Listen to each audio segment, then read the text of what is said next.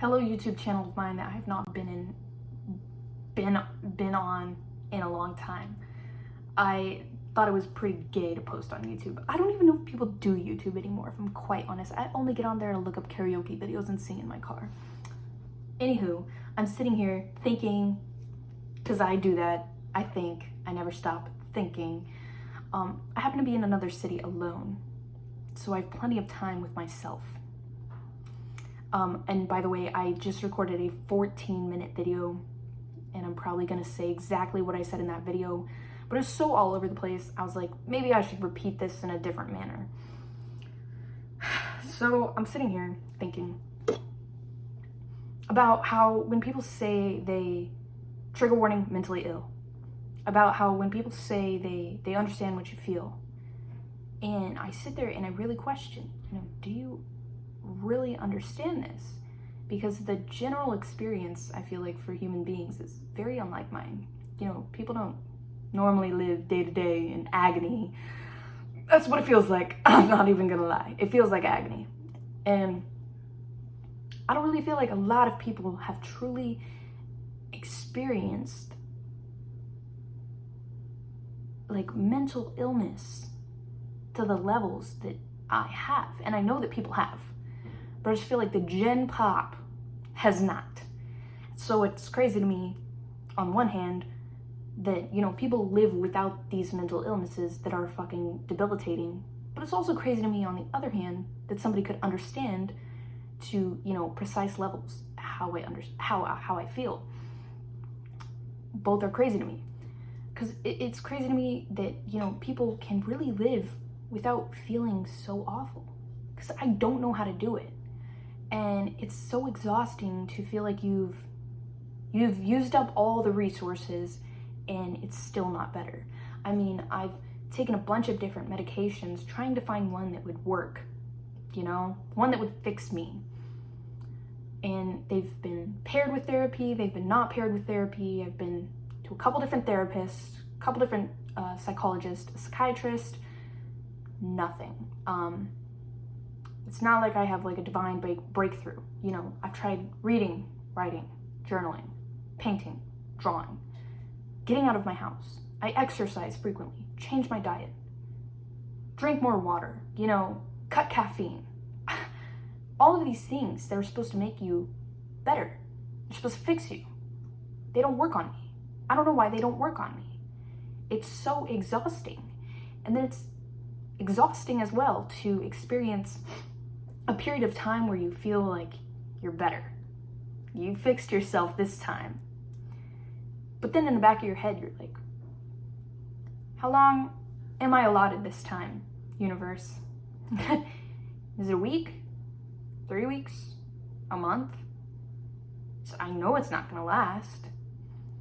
And I thought for sure this time around that I wasn't gonna be stuck in that mindset of when is the crash coming?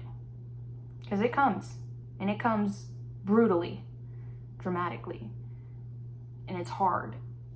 It's even harder to crash from a point of happiness and feeling like you're good than it is to just, crash a little further from a pit of sadness that you're already in. And a lot of people, I feel like, don't understand that fear that comes along with good times. But I don't actually know if I'm ever having that much of a good time that I'm even threatened by the crash, because I can be at a club enjoying myself, and all of a sudden I'm thinking about how bad I want to kill myself, or I'm simply showering and I'm having a good shower, I'm cleaning myself for once, and it's not a task, it's not that heavy task of personal hygiene. Then I catch a glimpse of my razor. Horrible thoughts. The average human can look at their razor and not think twice about, the 5 blades they're holding in their hand. Not me. And, mirrors. I use that to style my hair, take a couple selfies. I don't like to stare at them too long. I'll end up hating myself, or getting real paranoid staring in the mirror. That's another thing, paranoia. I am the most paranoid person on planet Earth, I think. I actually thought that I was schizophrenic when I lived in Germany because I just heard a noise, and I'm sure it caught it on camera, but see how I am? But in Germany, I thought that I was schizophrenic because I would see things move in the corner of my eyes, but nothing would be moving. It would be like a shadow figure, kind of. Not like a whole person shadow, like movements of shadows that weren't actually moving. I felt fucking crazy. Or, you know, I one time convinced myself that someone was in fact under my bed. But I don't have flight or fight. I have freeze. I freeze in the anxiety. So, you know, and, you know, I started assessing all the screws and all the different hardware in the room, seeing if there's camera. Crazy. I just wondered, you know, if little inconveniences and unlucky times affect people the way they affect me. Because, you know, for instance, today, I'm gonna lay out a set of events. I get up. I'm already not in a good mood. But I'm like, you know what? I'm gonna go try and find something to do. So I get in my car. I'm like, well, if I go to Starbucks, I need a cup holder. So I go to like pour the lemonade out of this cup and throw the trash on my floorboard because clearly going to a dumpster to throw it away was such a weighted task for me. In the process, I dribble lemonade on my seat. Okay. I now have to go get carpet cleaner to clean that up.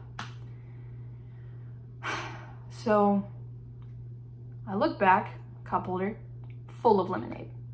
Because the paper cup that I hadn't thrown away from 2 days prior leaked all in there. Amazing, because I have about 3 napkins in my console and nothing else. So I scour my trunk. I find a pair of boxers. Okay. These are throwaway boxers anyways. Soak up the lemonade with these. Soaking up the lemonade with my 3 fucking napkins and this pair of boxers. It's all soaked up. I'm like, great, I'll just go get some Clorox wipes, some carpet cleaner. I need to clean my seats anyways. I can throw away the napkins, and I reach to the floorboard to put the cup also in the bag that I had just tossed down there. In the process, I knock over my Red Bull that was teetering already, but I forgot it was there. Spill Red Bull everywhere. But what did I just do? I used all of my products to dry things up with on the lemonade console. Amazing. So I take this already soggy napkin, I dab up the Red Bull as best as I can. What the hell ever. Go to Walmart. I made a list, okay? I made a list. Stay focused, get what you need to get, don't forget anything, don't get anything extra. You have $40 in your bank account. Stay focused. Didn't look at the list once. Why? Pretty sure I have ADHD. Pretty sure every single person in my life has told me, pretty sure you have ADHD and you need to get that checked out. You really need to get that checked out. Anywho, so I'm grazing the aisles as I do of Walmart, and I'm like, oh, somebody told me about this resin repair thing for your windshield. Because why? My insurance company could not fix it because the pressure machine that they use, whatever, just made the crack worse. So already the crack was worse just by calling my insurance company. Sorry, you're gonna have to pay $500 deductible to get the entire thing replaced. Incredible. I don't have $500 to spend on a windshield right now. Whatever. I buy this resin thing, $12. Hopefully it's worth it. Nope. You know, I'll try to go through the whole process. It doesn't really look like it's working. I'm pretty sure I'm doing it right. Maybe I'm not. Maybe I should have waited for a man to help me. I don't really know. Long story short, the whole process cracked my windshield more. I don't recall pressing on my windshield. I don't recall putting excess heat on it. I don't recall putting excess cold on it. I don't know when it even split more, but it split more. So I'm like, phenomenal. This is my luck of the day. Just poor luck after poor luck after poor luck. There was a few more things. But these these small occurrences, you know, to other people, they're just like, ah, fuck, you know, great. Me, I'm ready to kill myself because my windshield split a little more. Like, and it's not even in a, I'm gonna kill myself way. It's, I think I'm gonna go back to my room and take my own life because I am so fucking sick of this. Like, I am so sick of these small inconveniences. Why me? You know, what the hell did I do in my past life to make me deserving of all these bad things that happen? And I know there's certain psychological reasons you shouldn't think, why me? Of course this bad thing is gonna happen to me. Whatever. You know, I think it's just the fact that it's exhausting simply existing, you know, and only living because you don't want to burden other people with your death. I mean, it's morbid to say. It's even worse for us truly mentally ill people to think. I mean, it's kind of scary when you're about to be 22 and you don't really know what you're doing, you know. You're living day to day. You kind of have a plan. You kind of don't have a plan. You don't really know. Why? Because you tried to kill yourself at 15. And you thought about killing yourself every single year after that. You didn't expect to make it this far. And now you're here. And now adulthood is smacking you in the face. And every day it feels like I'm scrambling. I'm scrambling to, like, fix myself. I'm scrambling to, you know, pay my bills. I'm scrambling to do well at work. I'm scrambling to live. Like, and, you know, I don't know. The moral of the story is it's very hard to exist and be mentally ill. It's hard to even talk about with people because, you know, you talking about your bad stuff normally makes other people talk about theirs.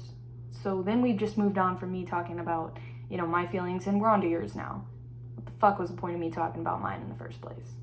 You know, I think, you know, a lot of people think that I don't put effort into trying to be better when every day is a tightrope walk.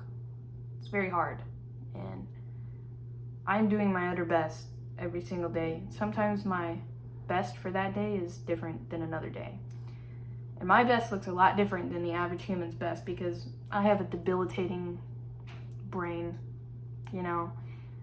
It does not, the gears just don't turn properly up there. I don't know what it is. I don't know what got, you know, fucked up in the wiring, but it just doesn't function right. And, you know, it's just really frustrating, I think, and, you know, yeah, it's just really frustrating to live with mental illness because, you know, you feel like you're always teetering on the edge of, like, a mental break, like, on the edge of insanity. And I also posted a TikTok about this last night, is that it's scary when no one in your life can pick up on your warning signs. And I myself, I don't know all my warning signs. Sometimes I catch them way too late and I'm like, well, should have known I was getting bad when this happened.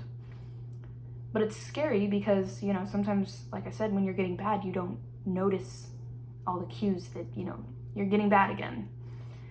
And sometimes what you need is somebody to just notice, and when nobody does, it's scarier because, you know, if you yourself can't help yourself and no one else notices enough to help you, what are we gonna do? What are we gonna do then? So yeah, that was my rant. I'm not gonna clip and cut and edit this shit. I'm literally just gonna post it, and whoever wants to listen to me yap, you can go for it.